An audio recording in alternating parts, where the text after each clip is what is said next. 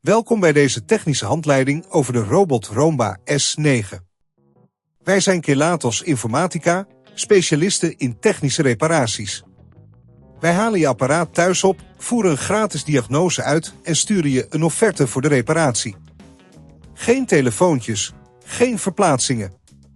We zijn gevestigd aan Calle Joaquin Maria Lopez 26, Madrid. Handig, transparant en professioneel. Link in de beschrijving. Je hebt waarschijnlijk gemerkt dat je Roomba S9 niet meer goed oplaadt en het stofzuigen niet meer zo effectief is als voorheen. Dit kan komen door een versleten batterij of een vervuild filter. Als je deze problemen niet op tijd aanpakt, kan je Roomba uiteindelijk helemaal stoppen met werken. Laten we nu kijken naar de benodigdheden voor deze reparatie. Voor deze klus heb je een kruiskopschroevendraaier, een nieuwe batterij, een nieuw filter en eventueel een zachte doek nodig om het apparaat schoon te maken. Nu gaan we stap voor stap de reparatie uitvoeren. Begin met het uitschakelen van je Roomba en draai de onderkant om.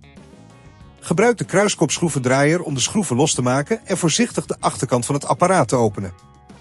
Zorg ervoor dat je dit rustig doet, zodat je geen onderdelen beschadigt.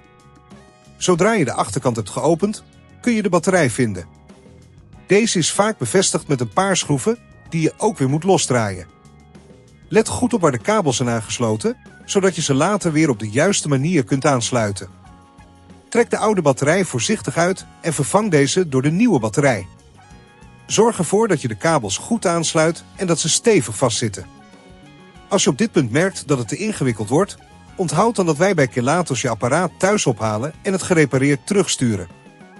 Nu je de batterij hebt vervangen, is het tijd om het filter te vervangen.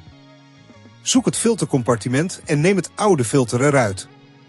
Plaats het nieuwe filter op dezelfde plek en zorg ervoor dat het goed vastzit. Sluit vervolgens de achterkant van de Roomba weer en draai de schroeven stevig aan, maar wees voorzichtig dat je ze niet te strak aandraait. Zet je Roomba weer aan en controleer of alles goed werkt.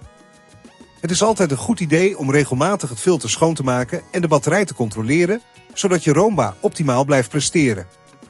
Om te voorkomen dat dit probleem zich in de toekomst herhaalt, is het aan te raden om de filter regelmatig te vervangen en de batterij op tijd te controleren.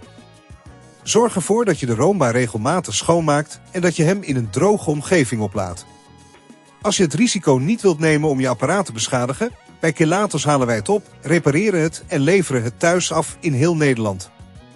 Link in de beschrijving.